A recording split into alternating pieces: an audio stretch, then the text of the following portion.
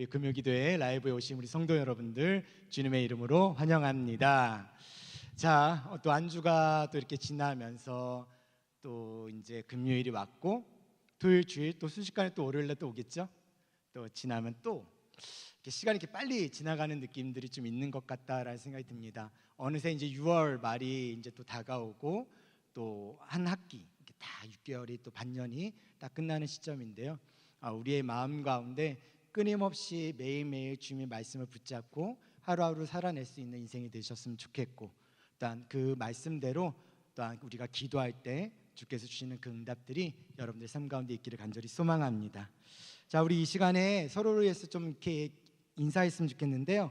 오늘은 이렇게 좀 격려했으면 좋겠습니다. 오늘도 뜨겁게 기도합시다. 격려하겠습니다. 네, 오늘도 뜨겁게 기도합시다. 토마스 브룩스라는 청교도 설교자가 있습니다. 그 목사님께서 이런 말씀을 했습니다. 뜨거움이 없는 기도는 항상 하늘에 닿기 전에 뭐라고요? 얼어버린다라는 말. 뜨거움이 없는 기도는 항상 하늘에 닿기 전에 얼어버린다라는 말입니다. 아마 추진력이 있으면은 이제 그 추진력이 있었으면 아마 좀 더 좋지 않을까 싶은 생각이 드는 뜨거움인 것 같아요. 우리 안에 그러한 마음으로, 그래서 하늘에 닿도록 하늘문이 열리고 하나님께서 들으시고 또 응답하여 주시는 그 은혜를 누릴 수 있도록, 물론 우리 주님께서는 우리 옆에서 함께 듣고 계시지만 그럼에도 불구하고 우리 마음 가운데 하나님을 향한 열정, 하나님을 향한 갈망함에 대한 그 열정이 없으면 우리가 아무것도 아닌 것 같습니다. 그러한 시간 될 수 있었으면 좋겠는데요. 우리 다시 한번 서로 위해서 이렇게 격려합시다. 오늘도 뜨겁게 기도합시다. 격려하겠습니다. 오늘도 뜨겁게 기도합시다. 네. 자, 우리 이 시간 함께 하나님 말씀 볼 텐데요.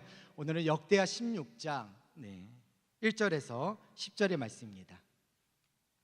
역대하 16장 1절에서 10절의 말씀 우리 함께 읽도록 하겠습니다. 천천히 시작. 아사 왕 제36년에 이스라엘 왕 바아사가 유다를 치러 올라와서 라마를 건축하여 사람을 유다 왕 아사에게 왕래하지 못하게 하려 한지라.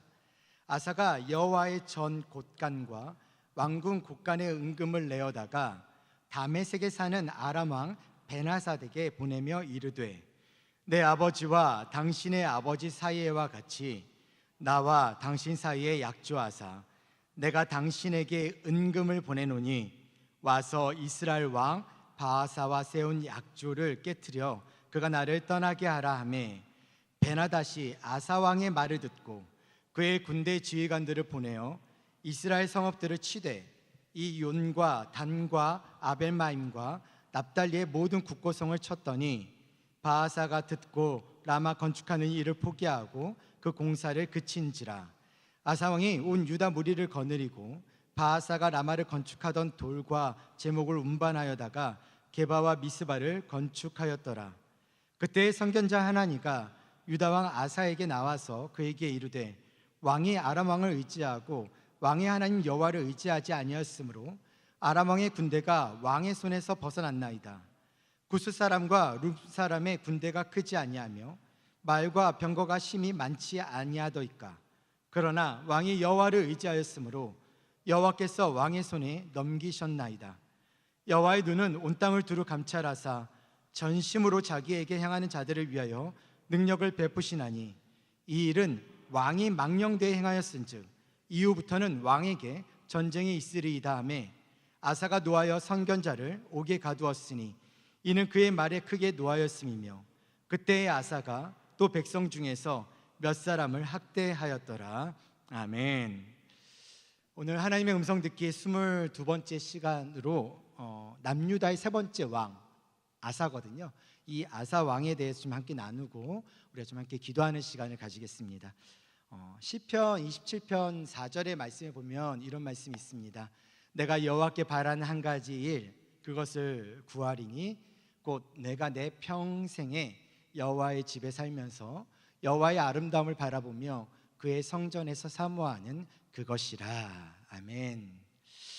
우리가 무엇인가 어떤 음식을 먹게 되어지면 이게 맛있을 때 또 먹고 싶다라는 생각을 하게 되어집니다. 방금 읽었었던 이 말씀처럼 여호와의 그 아름다움, 그리고 여호와의 성전 안에서의 그 풍요로움들, 그 안에서 누리는 은혜들이 이 시편 기자에게는 너무나 좋았어요. 그러다 보니 그것을 계속해서 누리고 있는데 자신의 삶 가운데 끝날 때까지 이 누림이 계속해서 있었으면 좋겠다라는 그런 마음으로 이 시편의 고백을 한 것입니다. 여기에서 내 평생에라는 단어가 있어요. 내가 내 평생에 여호와의 집에 살면서 말할 때 이 내 평생에, 이거는 방금 말씀드렸던 것처럼 시작도 그리고 과정도 끝도 다 포함된 단어라고 보시면 됩니다. 평생 믿음으로 사는 것, 아마 참 귀한 일일 것 같습니다. 우리 서영교회 어르신 모두가 지금까지 믿음을 지켜오셨듯이 우리 남은 날들도 평생 여호와의 집에 살면서 여호와의 아름다움을 바라보다가 영원한 하나님 나라로 싹 평안하게 들어가시길 주의 이름을 축원합니다.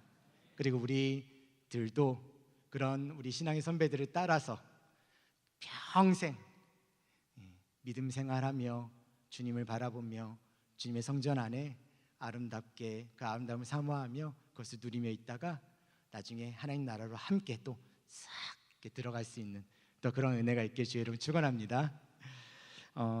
제가 이 내 평생에라는 말, 이 단어가 이렇게 딱 오면 이렇게 들리면요, 아니면 이렇게 보여지게 되면 어떤 단어든지 간에 항상 떠오르는 찬양이 하나가 있습니다.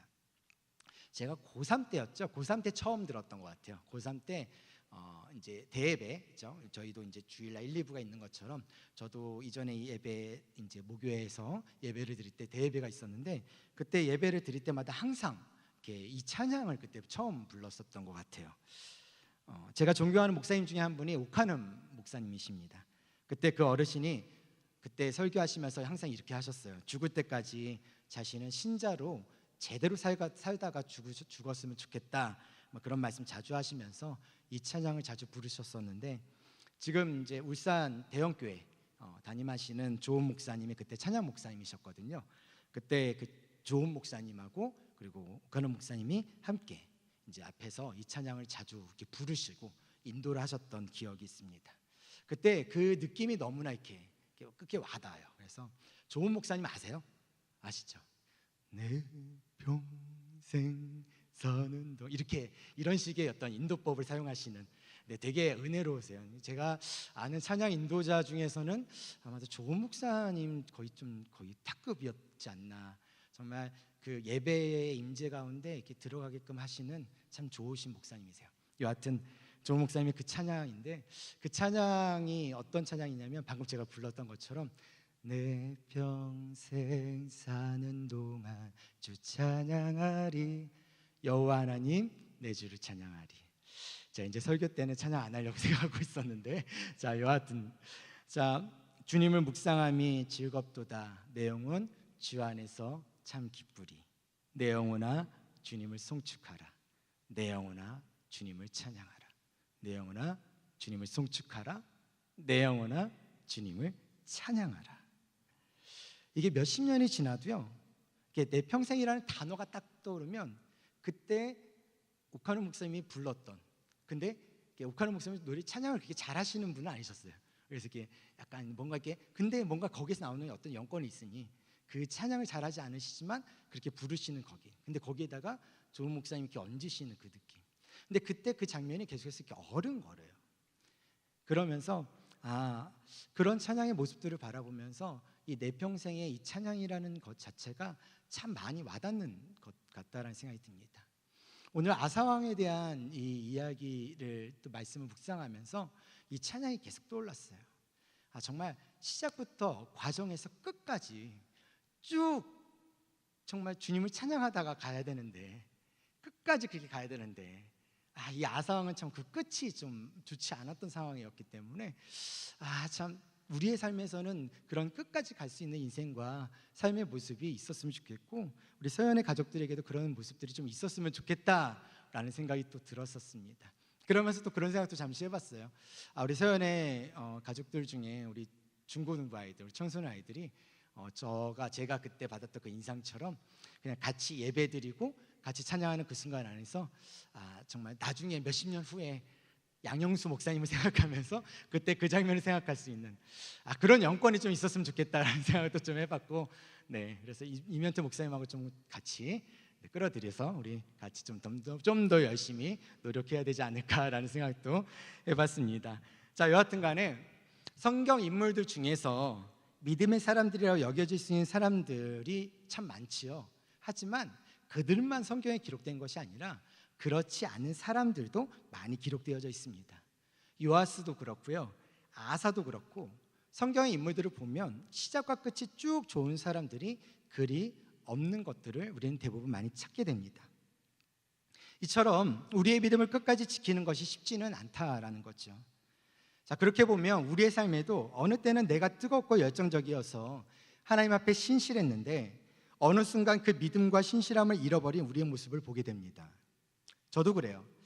목회를 시작하고 난 이후로 한 20년이 지난 상황인데, 제가 목회를 마무리할 순간까지 그 첫 마음을 계속해서 좀 이 불러 제안해서 좀 유지해 갈 수 있었으면 좋겠다라는 좀 생각을 계속하게 되어집니다.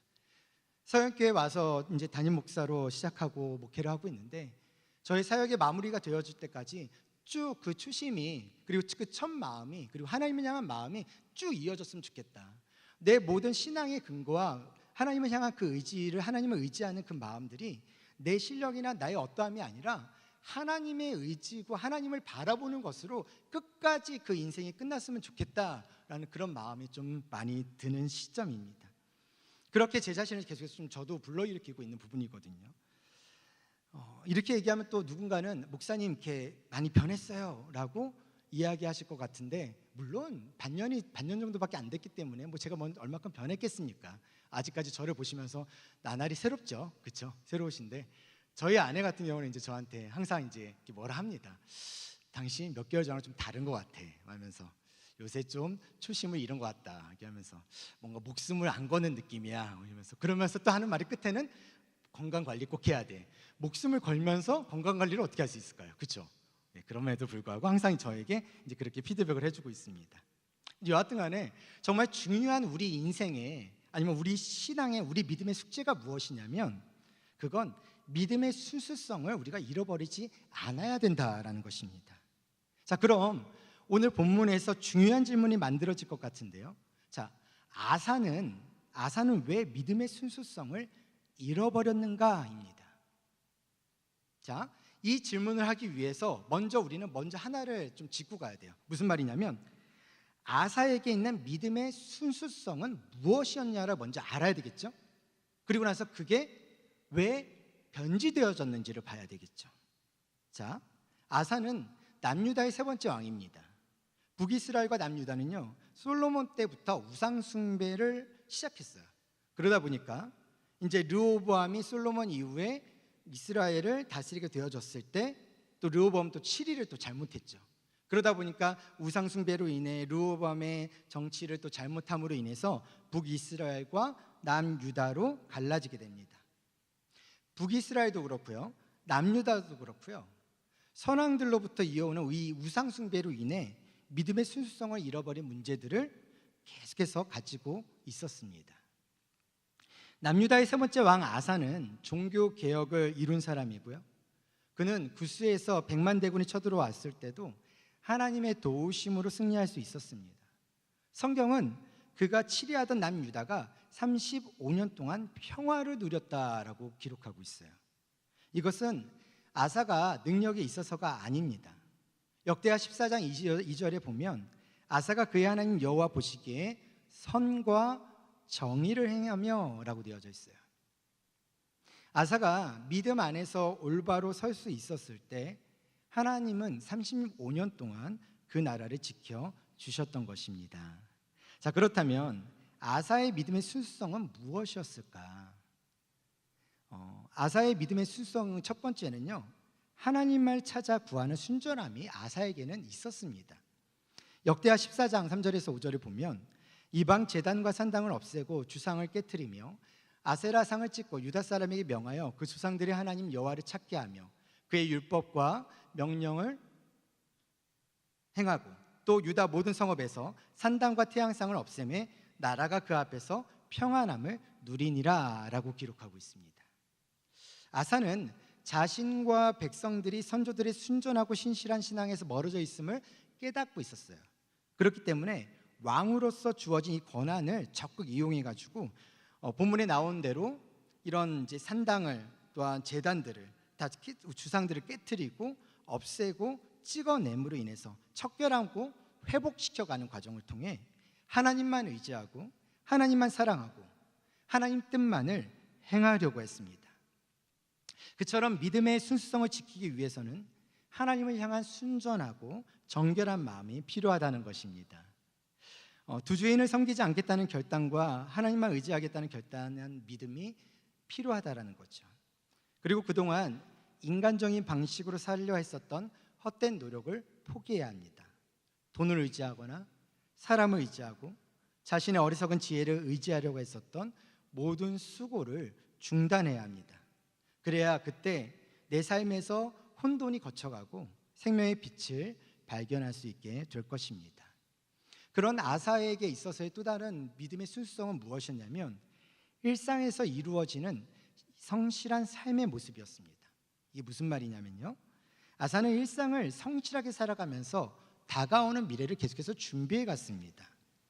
그가 신실하게 행할 때 하나님은 그 땅에 평안을 주셨습니다. 누구도 싸움을 걸지 않았고요, 평화가 지속되고 성읍을 건설하고 요새를 세웠습니다. 군인들을 계속해서 훈련시켜서 증강시켰습니다. 역대하 14장 7절에서 8절을 보면 아사가 일찍이 유다 사람에게 이르되 우리가 우리 하나님 여호와를 찾았으므로 이 땅이 아직 우리 앞에 있나니 우리가 이 성읍들을 건축하고 그 주위에 성곽과 망대와 문과 빗장을 만들자. 우리가 주를 찾았으므로 주께서 우리 사방에 평안을 주셨느니라고. 이에 그들이 성읍을 형통하게 건축하였더라.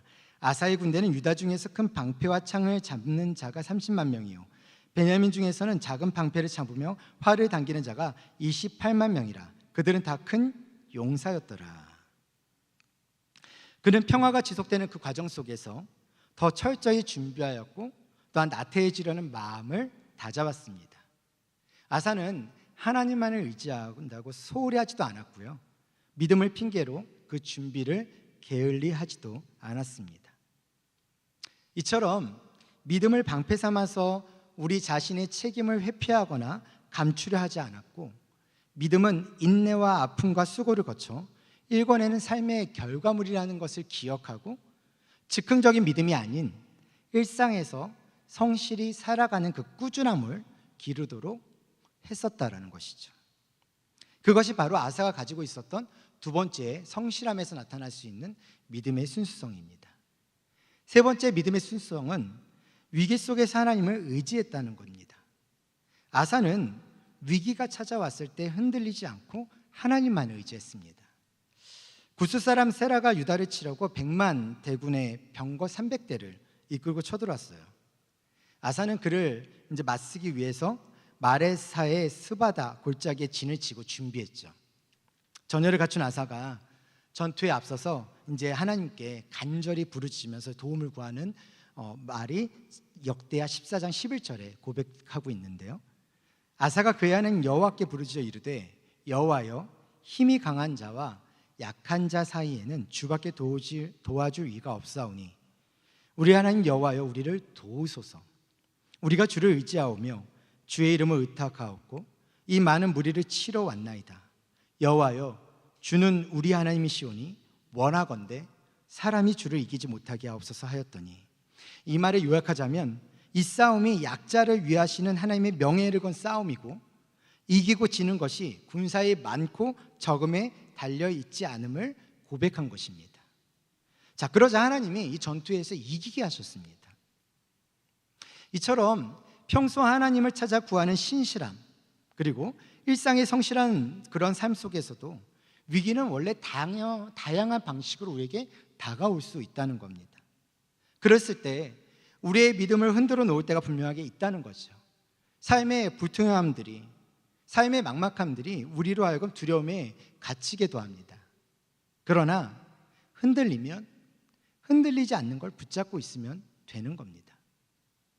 하나님을 향한 믿음은요, 믿음의 대상인 하나님을 붙잡을 때 그 믿음은 흔들리지 않게 됩니다. 정리하자면 아사에게 있었던 믿음의 순수성은 세 가지였습니다. 하나님만을 찾아 구하는 순전함, 일상에서 이루어지는 성실함, 위기 속에서 하나님을 의지하는 것, 순전함, 성실함, 의지. 이것이 아사가 가지고 있었던, 어쩌면 우리의 신앙생활 가운데서 우리가 온전히 주님을 바라보며 주님 안에서 주어진 삶을 내 안에서 주님과의 교제와 함께 나에게 주어진 모든 부르심의 자리 가운데 성실하게 살아가는 그 삶의 모습과, 또한 어떠한 상황 속에서도 주님을 의지하며 살아내려고 했던 그런 모습들이 아마 우리 성도님들 가운데 다 그것이 탑재되고 다 내 안에서 DNA가 되어서 지금까지 신앙생활을 해오고 있을 것입니다. 그리고 우리는 그냥 이 세 가지의 내용을 가지고 오늘 기도해도 됩니다. 그리고 결국에는 사실 이것을 가지고 기도할 수밖에 없습니다. 하지만 우리의 삶 가운데 우리가 돌아봐야 될 것, 왜냐하면 우리의 삶은 이 명제로 그냥 단어 하나로, 문장 하나로 그냥 끝나는 것이 아니라 이것이 우리의 삶 가운데서 어떻게 하나님은 우리를 순전함으로 살아낼 것인지, 또 어떻게 하나님 앞에서 성실한 삶을 살아낼 것인지, 또 어떻게 하나님 앞에서 하나님을 의지하며 살아낼 것인지를 계속해서 고민해보고 생각해봐야 한다는 것이죠. 왜냐하면 우리의 삶과 우리의 인생의 굴곡이라는 것은 원래 그러한 인생의 삶의 굴곡이기 때문에 그렇습니다. 아사는요, 완벽한 종교개혁자는 아니었습니다. 그럼에도 불구하고 그는 하나님으로부터 마음이 온전하다라는 인정을 받았던 사람이었거든요. 자, 역대하 15장 17절 보면 이렇게 쓰여 있어요. 산당은 이스라엘 중에서 제하지 아니하였으나, 제하지 못했죠. 산당은 많은 반대가 있었으니까 여하튼 간에 완벽하지 못했어요. 그럼에도 불구하고 아사의 마음이 일평생 온전하였더라 라고 성경은 그렇게 평가하고 있습니다. 여기까지 보면 아사에게 있어서 영적 꽃길이었다라고 볼 수 있죠. 그러나 마음이 온전하던 아사는요, 그 믿음의 순수성을 잃어버리게 맙니다. 오늘 우리가 봤던 본문이 이제 그 내용인데, 이 본문을 통해서 우리는 아사가 어떻게 변했는가를 볼 수 있어요. 그리고 그가 믿음의 순수성을 잃어버린 장면이 등장하고 또 있습니다. 아사는 왜 믿음의 순수성을 잃어버렸을까?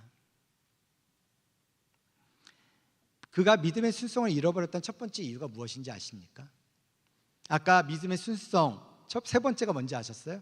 위기 속에서 하나님을 의지하는 거였습니다. 그런데 여기에서는 위기 속에서 하나님을 의지하는 것이 아니라 불의와 손을 잡았습니다. 그의 시선이 바뀌어버렸죠.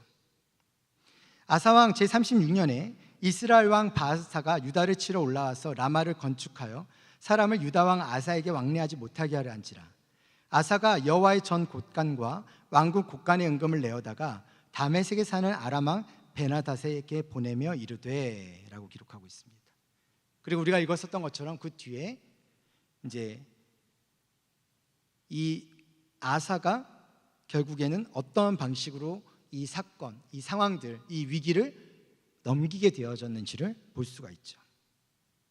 북이스라엘의 왕 바하사가 남유다를 침공하기 위해 라마를 요새화하자 그때 아사는 하나님이 아닌 당시 근동 지역의 강자 아람왕 베나닷에게 은금을 내어주고 도움을 요청합니다. 지금 아사는 북이스라엘의 위협을 피해 불의와 손을 잡았습니다. 우리도 어려울 때 불의를 동원해서라도 문제를 해결하려고 하는 경우가 종종 있죠. 그런데 하나님은 35년 동안 그러한 방법을 하지 않았다는 겁니다. 불의를 싫어하시는 정의 하나님이시기 때문에 그것은 하나님이 원하시는 방법이 아니었다는 거죠. 아사가 베나닷에게 준 은금은 뇌물입니다. 감사함으로 드리는 예물과 달리 뇌물은 언젠가 대가를 요구하기 마련입니다. 당장 눈에 보이는 세상의 방법을 택한다면 당장 승리할 것 같을 수 있지만 반드시 그 대가를 치르게 된다는 거죠. 아사는 절대 변함없으신 하나님이 아닌 배신을 일삼는 이 베나닷을 찾았고 그는 불의한 방법으로 백성을 구하려고 했었다는 것입니다. 그리고 베나닷은 이미 동맹을 맺었던 이 북이스라엘을 배신하고 유다와 다시 손을 잡았고요. 그렇게 베나닷이 도와주죠. 하지만 다시 베나닷은 배신합니다. 결국 35년 동안 평화의 땅이었던 이곳에서 아사가 하나님을 의지하지 않고 사람을 의지하기 시작하면서부터 남유다에는 고통스러운 상황이 시작되었습니다. 이처럼 한 리더의 타락으로 인해 그 민족이 어려움을 당할 수 있다는 것. 그러므로 우리가 리더를 위해서 기도할 수 있다는 것은 늘 우리를 위한 기도이기도 한다는 사실을 기억하셨으면 좋겠습니다. 하나님은 우리를 구하시는 방식은 명확합니다. 우리를 구원하시는 하나님의 방법은 명확하죠. 뭐냐면 우리를 정의로 인도하시는 겁니다. 그리고 우리 죄에서 우리를 끌어내시는 것입니다. 당장은 어리석고 험난해 보일 수 있지라도 하나님을 붙잡을 때 하나님께서 우리의 삶과 가정과 우리의 사업장, 우리의 기업과 우리의 땅을 이끌어 가실 것입니다. 그렇기 때문에 믿음의 순종을 잃어버렸던 그 첫 번째 이유가 불의와 손을 잡았기 때문이라면, 우리가 믿음을 증명하려면 우리는 하나님만을 의지하는 것이 필요합니다. 우리의 믿음을 증명하는 이유인 것은 딱 하나입니다. 나는 그냥 하나님을 의지하는 겁니다. 그게 세상 가운데, 아니 하나님 앞에서 내 믿음을 증명할 수 있는 유일한 방법이기 때문에 그렇습니다. 그렇기 때문에 우리가 기도해야 할 첫 번째 기도 제목은요, 우리의 인생을 구원하기 위해 죄에서 끌어내어 정의를 인도하시는 하나님만을 의지하는 믿음을 증명하게 하옵소서. 이것이 우리의 첫 번째 기도 제목입니다. 두 번째로 믿음의 순수성을 잃어버린 이유는 무엇이냐면 평안한 삶이 믿음의 결과물이라는 교만 때문입니다. 그렇기 때문에 믿음을 증명하려면 삶의 문제 속에서 믿음을 찾아가야 됩니다. 자, 무슨 말이냐? 지금 아사는 35년간의 평안들이 분명히 자신의 선과 정의에 의해, 왕과 이스라엘 백성의 노력들에 의해 하나님께서 그것을 기뻐하심으로 인해 하나님께서 이스라엘에게 주셨던 평화였습니다. 그렇죠? 근데 그 평화를 아사는 알았어요.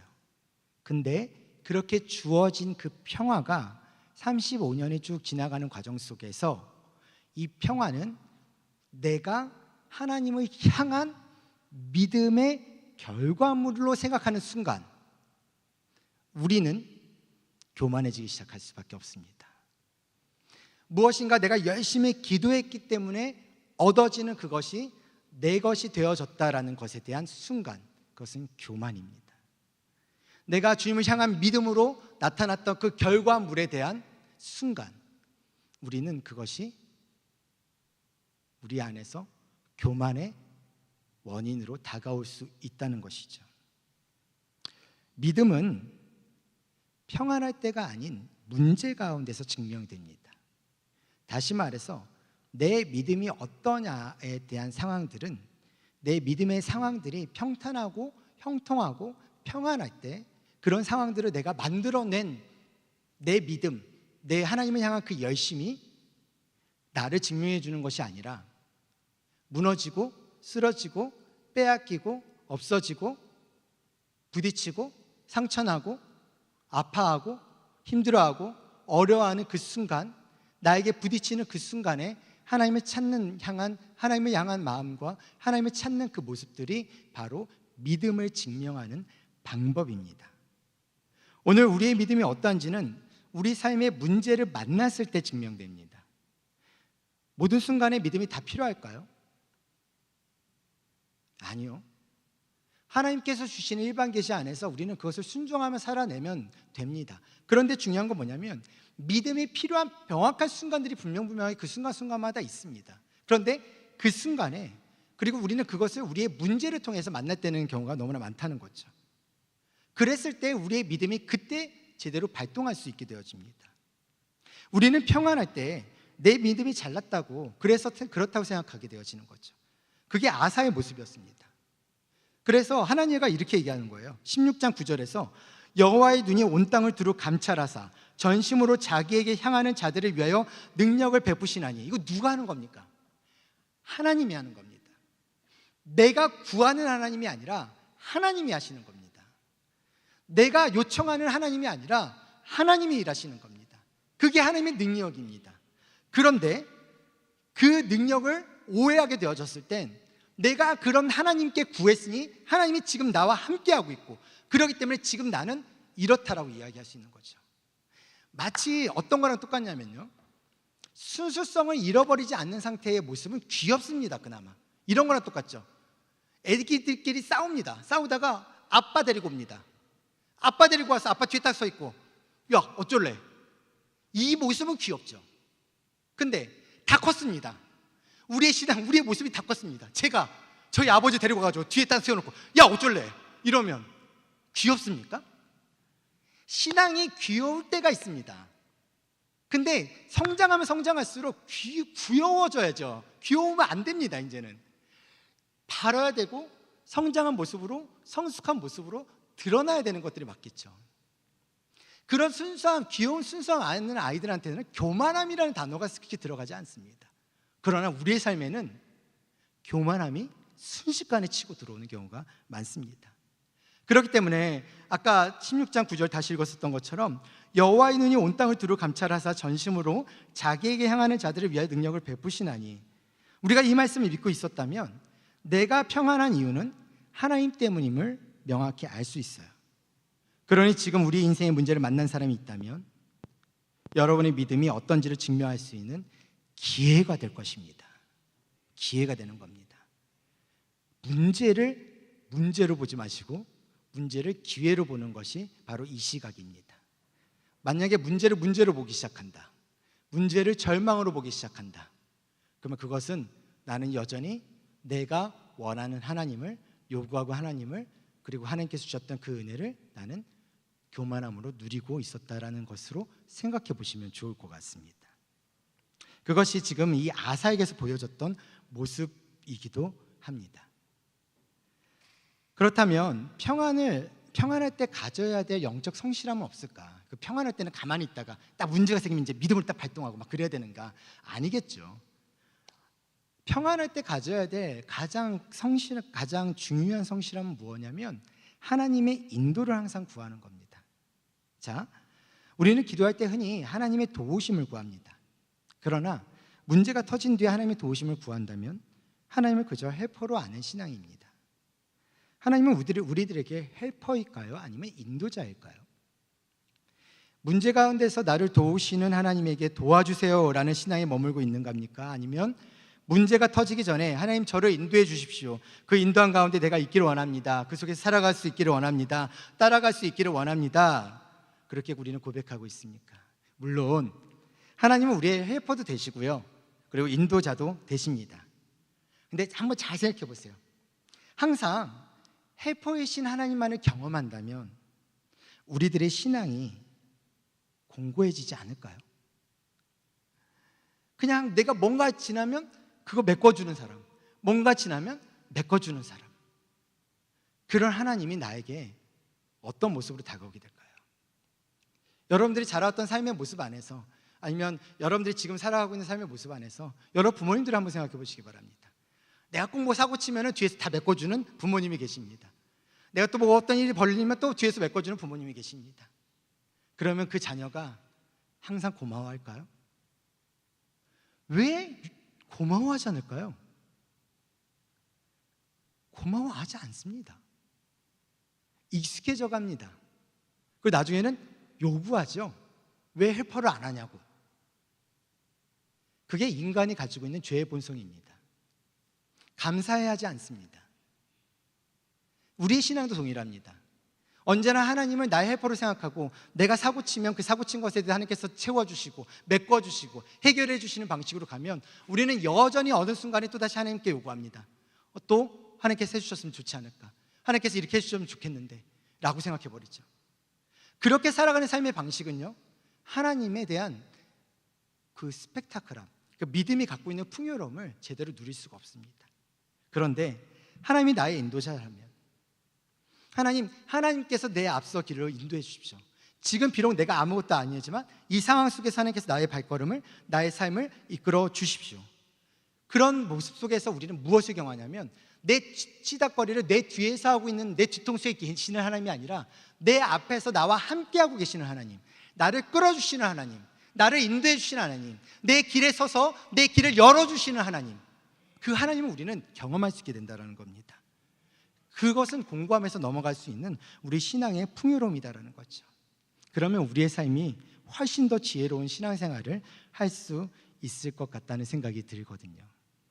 하나님이 내 안에 오셔서 직접 일하실 때 우리는 놀라운 기적을 체험할 수 있습니다. 내가 일하면 내 수준에 그치지만 하나님이 일하시면 하나님의 수준으로 완성될 것입니다. 회복의 탄력성이라는 말 아세요? 회복의 탄력성. 우리 이제 피부 이렇게 보시면 있잖아요. 이렇게 눌러보고 예전에 이렇게 눌려지지도 않았던 탄탄함이 있었는데 어느 순간에 이렇게 누르다 보니까 그래도 잘 빨리빨리 튀어나왔어요. 괜찮았는데 점점 이렇게 탄력성이 떨어지죠. 사실 그런 모습들이 우리의 가운데 있습니다. 영적인 부분도 동일합니다. 영적인 탄력성, 신앙 안에서 영적인 탄력성을 갖는 것은 너무나 중요한데요. 제가 초등학교 저학년 때 스케이트를 좀 탔습니다. 제가 강원도에 있을 때였고 거기에서 이제 그 스케이트 부가 꽤 그때는 학교마다 스케이트 부가 있었어요. 그래서 스케이트를 이렇게 타고 있었는데 그때 이제 한창 훈련 방법이 제가 뭐 지금은 그게 올바른지는 잘 모르겠지만 그때 그 훈련에 했을 때 그 운동장에서 빙판에 올라가기 전에 빙상에 올라가기 전에 운동장에서 엄청 힘을 뺐습니다. 막 한 발 쓰게 하고 막 한 발 서고 막 뭐 30분 막 이렇게 막 버티고 있는 균형 잡아야 된다고. 그렇게 이제 막 훈련을 계속 해와갔었는데 그런 과정들을 쭉 겪고 나서 이제 가고 나서 그다음에 이제 빙상에 올라가서는 한 30분 정도 타고 이제 다시 내려옵니다. 근데 그렇게 막 2시간, 3시간 이렇게 땀복 입고 막 땀 흘리면서 그렇게 훈련하고 나서 그 상태로 이제 빙상에서 스키를 타면 힘이 없어요. 이게 이제 힘이 지치는 거죠. 한참 뭐 어릴 때기도 했거나 그랬겠지만 힘이 지쳐요. 근데 지치는데 중요한 건 뭐냐면 내 몸의 자세가 흐트러지진 않아요. 되게 신기한 게 지치는데 흐트러지지가 않아요. 그래서 너무 그게 좀 신기하긴 했었어요. 그러면서 이제 어쨌든 스케이트장 보셨으면 TV에서 보셨으면 알겠지. 이게 원으로 이렇게 쭉 되어져 있죠. 직선거리가 있지만 또 뭐가 있죠? 곡선거리가 있습니다. 그래서 직선거리와 곡선거리를 할 때 이제 직선거리는 이제 직선거리 연습도 하지만 곡선거리 이제 훈련도 하거든요. 곡선거리 훈련을 할 때 항상 바라보는 시선이 있습니다. 앞을 보는 게 아니라 중심을 보는 거죠. 그러니까 곡선이 이렇게 돌아가면 이렇게 돌아갈 때 내 시선이 앞을 보는 게 아니라 내 시선은 중심을 봅니다. 그래야지 내 몸이 중심으로 기울어지고 그래야 가속 속도가 붙는 자세를 이제 그렇게 훈련 연습을 했었습니다. 근데 그때 그렇게 하면서 계속 코치가 얘기했었던 말 한마디가 하나가 있었어요. 근데 그게 저는 지금도 생각이 납니다. 그리고 그때 봤던 그때 그 훈련했던 그 상황들이 머릿속에서 그려지면서 그 코치가 했었던 말이 계속해서 생각이 나는데 어떤 말이었냐면 힘을 빼고 가라는 거예요. 아니 코너 해가지고 속도 기록 이제 그 경기인데 힘을 빼고 가라니. 근데 그게 뭐냐면요, 힘을 빼고 가면 자세가 흐트러지지가 않아요. 자세가 흐트러지지가 않으면 거리 반경이 좁아집니다. 근데 힘을 쓰기 시작하면 자세가 흐트러지거든요. 자세가 흐트러지면 거리 반경이 넓어져요.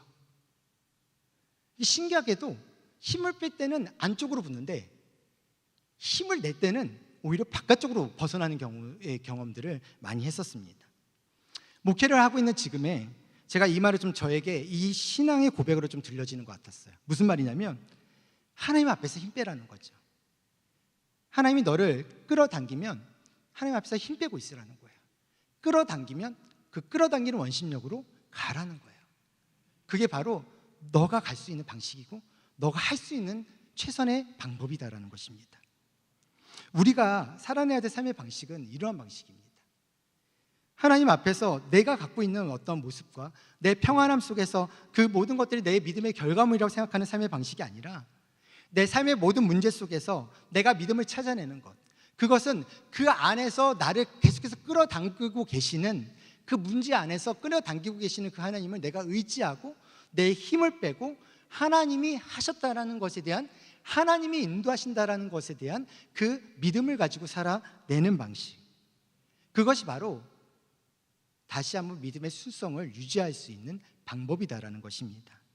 그래서 우리가 기도해야 될 두 번째 기도 제목은요, 평안이 내 믿음의 결과물이라는 교만에서 벗어나 하나님이 주신 문제에 담대히 답하는 믿음을 증명하게 하옵소서라고 기록하고 있습니다.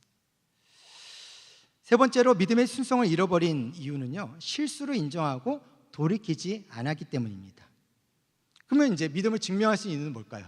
방법은 실수를 인정하고 돌이키면 되는 겁니다.